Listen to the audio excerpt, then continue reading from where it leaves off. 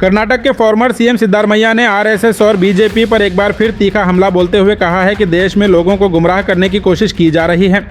उन्होंने RSS BJP की सोच पर गंभीर सवाल उठाए हैं।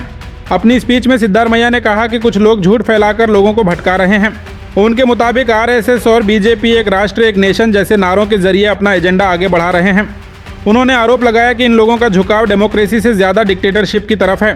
सिद्धारमैया ने दावा किया कि आरएसएस के बानी और उनके साथियों ने इटली के मुसोलिनी और जर्मनी के हिटलर के सिस्टम का अध्ययन किया था और आज भी उसी तरह की सोच को देश में लाने की कोशिश की जा रही है। उन्होंने कहा कि आरएसएस और बीजेपी को भारत के संविधान पर भरोसा नहीं है और वह हिंदू राष्ट्र के सपने को पूरा करना चाहते हैं। ಈ ಸುಳ್ಳುಗಳನ್ನು ಹರಡಿ ಜನರನ್ನು ದಾರಿ ತಪ್ಪಿಸ್ತಕ್ಕಂಥ ಕೆಲಸವನ್ನು ಮಾಡ್ತಾರೆ. ಜಾತಿ ಧರ್ಮ ಒಂದು ರಾಷ್ಟ್ರ ಒಂದು ನೇಷನ್ ಒಂದು ಚುನಾವಣೆ ಅಂತಕ್ಕಂಥ ಮಾತುಗಳನ್ನು ಹೇಳಿ ಅವರು ಯಾಕಂತಂದರೆ ಕೊನೆಯಲ್ಲಿ ಡಿಕ್ಟೇಟರ್ಶಿಪ್ನಲ್ಲಿ ನಂಬಿಕೆ ಇಟ್ಕೊಂಡಿರ್ತಕ್ಕಂಥವ್ರು ಭಾರತೀಯ ಜನತಾ ಪಕ್ಷದವರು. ಯಾಕಂತಂದರೆ ಎಡ್ಗೆ ವಾರ್ RSS ಸಂಸ್ಥಾಪಕ ಅವರು ಅವರ ಸ್ನೇಹಿತರನ್ನು ಕಳಿಸ್ತಾರೆ ವಿದೇಶಕ್ಕೆ.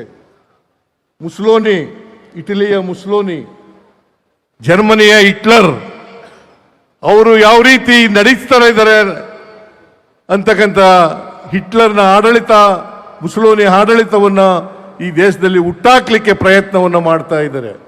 ಅವ್ರಿಗ್ಯಾರಿಗೂ ಕೂಡ BJP-ಅವ್ರಿಗಾಗಲಿ RSSನವ್ರಿಗಾಗಲಿ ನಮ್ಮ ಸಂವಿಧಾನದ ಬಗ್ಗೆ ನಂಬಿಕೆ ಇಲ್ಲ.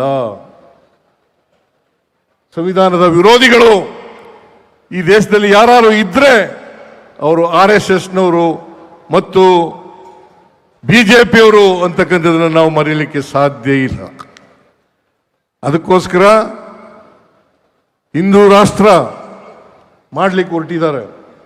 ಇದು ಮಾಡಲಿಕ್ಕೆ ಸಾಧ್ಯ ಇಲ್ಲ. ನಮ್ಮ ಕಾರ್ಯಕರ್ತರು ಬಿಡಕೂಡದು.